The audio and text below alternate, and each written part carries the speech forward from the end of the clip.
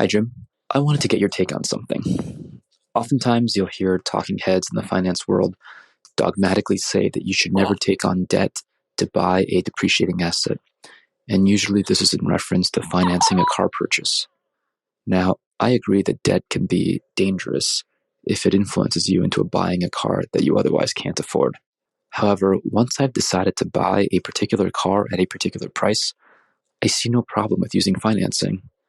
As a thought exercise, imagine I'm simultaneously buying a $50,000 car and a $50,000 house. And imagine that the bank will 100% finance both purchases, each with a 2% interest rate. Well, in this scenario, it makes absolutely no difference whether I take out the loan on the car or the loan on the house, even though technically the car is a depreciating asset while the house is an appreciating asset. So what do you think, Jim? When people say that you should never take out loans to buy a depreciating asset, is that just a dogmatic and lazy expression that ignores math? Or is there some fundamental consideration that I'm missing? Thanks a lot. All right, good question. Well, yeah, I think there's a couple of things you're missing. The first one is mortgages are often tax deductible. Car loans pretty much never tax deductible unless they're owned by a business. So a 2% house loan is generally a little bit more attractive than a 2% car loan, aside from the fact that it's longer term as well most of the time. But putting that aside, the main thing you're not looking at is behavior. You are making an assumption that lots of people make, that this is just all about the math. And in my experience, it's rarely about the math. It's probably 80% behavioral and 20% math. And so while it makes sense to borrow money at 2% and earn money at 8%, in reality, what I think people do when they borrow money is they spend more money. You know, when you are not pulling out the green stuff, when you are not writing the check, when you are not doing the wire, when you are not watching your bank account balance drop by 60 grand when you buy a $60,000 car, it is less psychologically painful to buy it. And so you are likely to buy more frequently. You are likely to spend more money.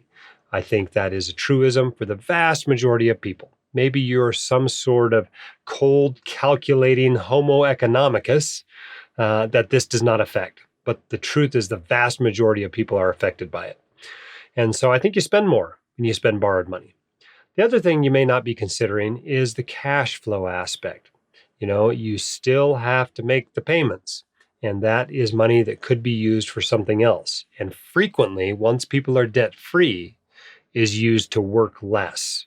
I know I felt much more comfortable dropping down on shifts when I didn't have to make a mortgage payment. Now, I had another source of income with WCI, but psychologically, I think there's a real benefit there. So is it dogmatic to say never take out a loan? I suppose it is. But, you know, there's some wisdom there as well. I have never had a car payment. Now, my parents gave me a loan for the first car they gave me. They gave me the car and told me I had to pay them back when I got into residency. So I owed them $3,000 for that. But that was the only car loan I ever had. And I paid them back with like my second paycheck in residency. And so, you know, I'm not a big fan of borrowing money for cars. I think it's kind of silly, actually, as a doc to borrow money for a car, right? Most docs are getting paid $15,000, $20,000, $40,000 a month. And you can get reliable transportation for $5,000 a month. So if you can't save up a week's worth of income relatively quickly in just a couple of months on a doctor's salary, you probably have a spending problem and need to fix that first. Now, granted, most docs don't want to drive a $5,000 car. I don't have a problem with that. Go get a $10,000 car, a $20,000 car. Go get yourself a $120,000 Tesla X, whatever you want to drive. But I want it to be something you can afford. And the way I can tell if I can afford something is whether I have that much money in the bank. If I have that much money in the bank, I can afford it. It's very clear. No one can argue I couldn't afford that car. And so if you can reach all of your financial goals and still drive whatever you want, then I encourage you to drive whatever you want. I don't care if it's an F-250.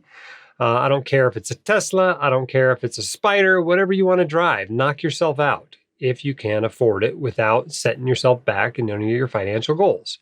But if you don't have much money, if you have a negative net worth, if you'd like to build some wealth, if you're in your live like a resident years, shoot, go get yourself a $5,000 or $10,000 car. They are surprisingly reliable.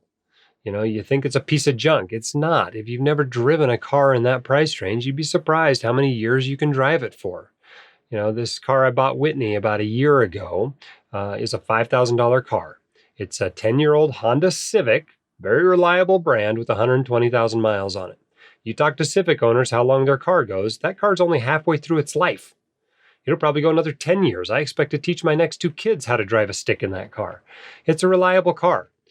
And of course, we've had no issues whatsoever with it in the last year. And so if you need a reliable car and don't have much money, yes, you can borrow you can borrow a little bit to pay for that car. But when I'm talking about a car loan, I'm talking about a $5,000 car loan. If you got a $30,000 car loan, what that tells me is you're probably not that good at managing money, because most of the people who do that aren't that good at managing money, despite the mathematical argument that if I can borrow at 2% and earn at 6%, I'm going to come out ahead.